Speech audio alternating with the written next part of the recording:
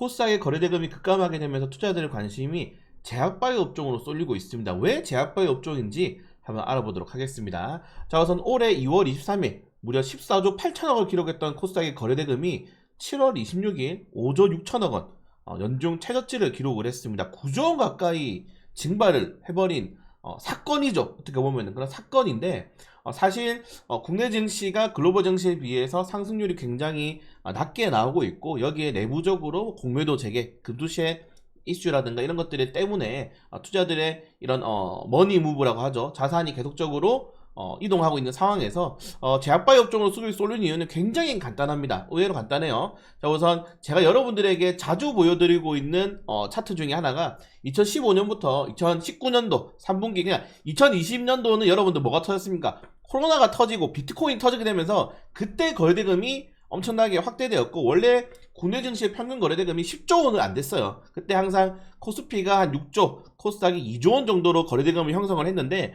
보시면은 이때 가장 시장을 주도했던 업종들이 제약바이오입니다.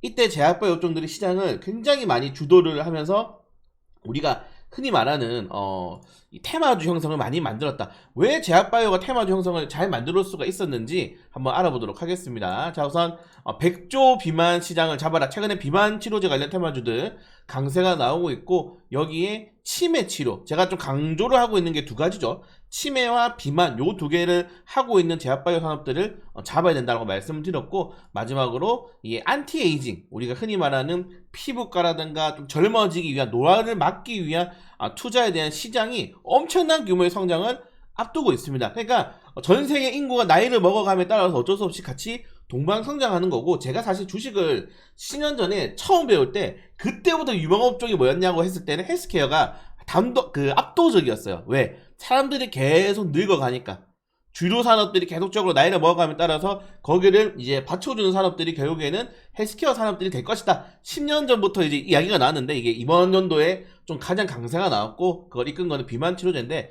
요게 왜 제가 다시 한번 더 그렇다고 제약이 가는 게 말이냐 라고 하실 수가 있는데, 여러분들 우리나라의 이 제약 섹터가 굉장히 비중이 높습니다. 보이시나요? 2024년도 현재 헬스케어 섹터가 무려 10%를 차지합니다. 요게 굉장히 중요해요. 우리나라 전체 상장된 증시 섹터 중에 10%가 무려 헬스케어다. 굉장히 중요합니다. 이게 왜 중요하냐면은, 여러분들 제약 업종들이 이 다른 우리가 흔히 말하는 반도체, 자동차 이런 산업보다 가장 강점이 되는 게 뭔지 아십니까? 시가총액이 싸요. 자, 보이시나요? 2015년부터 제약산업은 계속 이렇게 상승 하락을 반복을 했습니다. 특히 2015년도에 제약바이오 업종들의 좀 강세가 나오고, 18년도에는 오바마 케이스 그리고 문재인 케어로 인해서 이 정치 테마로 엮이면서 2018년도에 대세 상승장이 나왔죠. 제약바이오 예를 들어. 그리고 코로나 때 대세 상승장이 한 번 더 나왔습니다. 근데 여기 지금 헬스케어, 비만, 네, 이런 것들로 지금 대세 상승을 현재 준비를 하고 있는데, 제약바이오 업종들의 특징이 시총이 굉장히 낮습니다. 1000억, 2000억 이런 주식들이 대부분이에요. 그렇기 때문에 우리가 흔히 말해서 재료도 많죠. 재료도 많은데 테마군들이 막 1000억, 2000억 싼 주식들, 그 주가 가격도 굉장히 낮죠. 이런 주식들에게 계속적으로 좋은 뉴스가 나오고 호재가 나오고, 실제로 이 제약업종들이 뭐 임상 3상을 통과하거나 FDA 승인을 받은 기업들은 없어요. 10년 동안에. 그럼에도 불구하고 올라가는 이유는 작전을 치기 좋다. 작전주들, 세력주들. 원래 여러분들 2022년, 20년도 전까지는 작전주란 개념은 무조건 제약바이오였어요. 다른 업종들은 작전주가 잘 없어. 여러분 생각해보세요. 제조업에서 작전주를 칠 수 있습니까? 제조업 같은 경우에는 매출액과 이런 영업이익률과 산업의 성장률이 그대로 따라가는 거죠. 끽해봐야지. 대선 테마주, 정치 테마주, 제약바이오밖에 원래 테마가 없었다가 테마가 지금 이렇게 많이 발생한 거고, 시장의 거래대금이 줄어들면서 세력들이 자산이 운영하기 힘들어진 상황에서 다시 한 번 더 시장에서 관심도가 뭘로 올라간다? 시총 1000억 원, 2000억 원인데 우리 비만 치료제 만들어요. 우리 치매 치료제 만들어요. 지금 주력 산업에 엮여있는 제약바이오 테마로 수급이 쏠릴 수밖에 없다는 겁니다. 제약바이오를 사긴 사야 돼요. 왜냐면은 저는 제약바이오를 굉장히 싫어하는데 사긴 사야 되는 게, 시장이 그렇게 또 만들어가고 있으니까. 네. 다만 여러분들에게 좀 강조를 드리고 싶은 거는, 제가 제약바이오 업종들을 여러분들에게 좀 안 좋게 말하는 이유가, 우리나라는 제약바이오에 대한 이런 기술력이, 기초 기술력이 굉장히 낮은 국가입니다. 굉장히 낮아요. 제가 이걸 자주 보여드리죠, 또 여러분들. 신약 개발을 하려면은 정말 좋은 신약도 네, 전임상 단계에 걸친 다음에 네, 임상 진행하고 FDA 심사하고 이게 정말 초 패스트 트랙으로 가도 5년입니다. 근데 우리나라 FDA 심사 확률 30%도 안 돼요.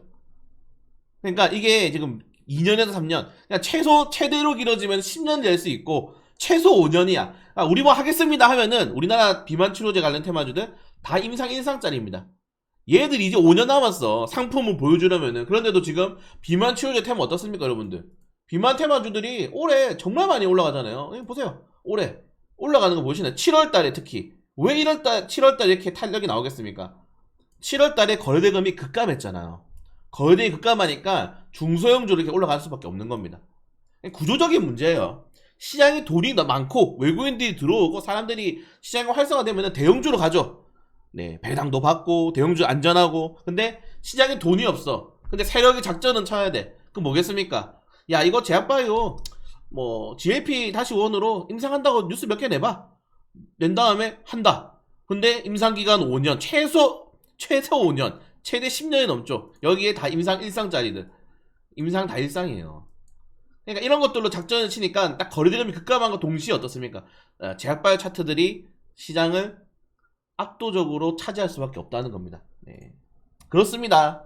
그러니까 저는 제약바이오를 싫어해요. 아까 말씀드렸다시피 우리나라 제약바이오는 99%가 다 사기라고 보시면 되는데 어쩔 수가 없습니다. 사야 돼요, 제약바이오. 지금 시장이 다시 2020년 전으로 돌아가고 있어요. 그러면은 왜 이렇게 올라가는지 여러분 딱 아셔야 됩니다. 네, 이해되셨나요?